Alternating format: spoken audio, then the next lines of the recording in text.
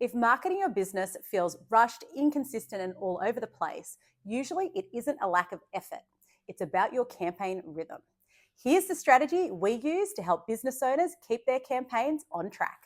Let's face it, business owners don't actually want to be part of marketing in the day-to-day. They just want the confidence that it's happening. And they don't have time to do it. And usually it's not their expertise, right? Exactly. They just want to know that it's happening behind the scenes, that everything aligns with the business goals, and that they're on track. Yes. And so our approach with that is to look at campaigns quarterly. Yeah, a quarterly approach really gives you that structure without being too rigid. It provides some flexibility, but it gives you the structure in alignment with the rest of your team. The first hot tip is to really anchor these campaigns to commercial priorities. So what's happening in the business right now? What are the things that you're trying to drive? What is most important right this second? It could be pipeline growth, so you want more leads in the funnel. It could be actual revenue.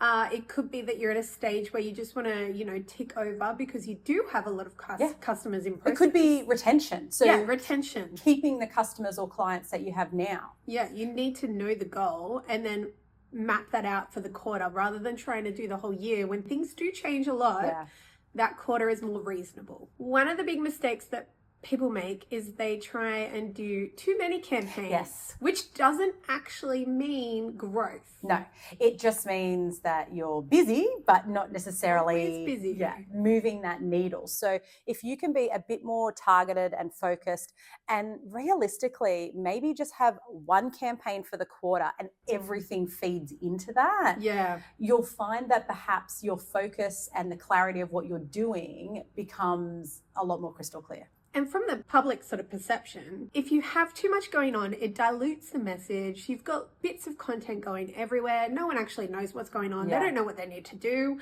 It's very unclear and unfocused. So we want that approach to be calmer and obviously more effective.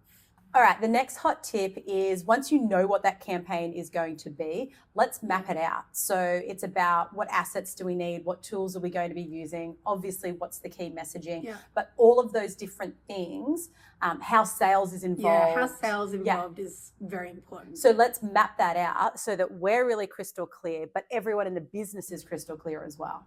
I think that helps with when you have the business owner come up to you and say, what is happening? Why don't I know about this? There's that clarity there and they actually feel confident in what you're doing. Yeah, you want to head that off at the pass. Yeah. The other big thing is that quarterly planning doesn't mean set and forget. No. What we want to be doing is scheduling in check-ins to, review how everything's performing and adjust. Don't just sit there and go, yes, this is working. You need to actually know that for a fact. And you need to be responsive and adjust your campaign to match. Yeah, and you can just make those small adjustments within the campaign rather than, throwing everything out the window.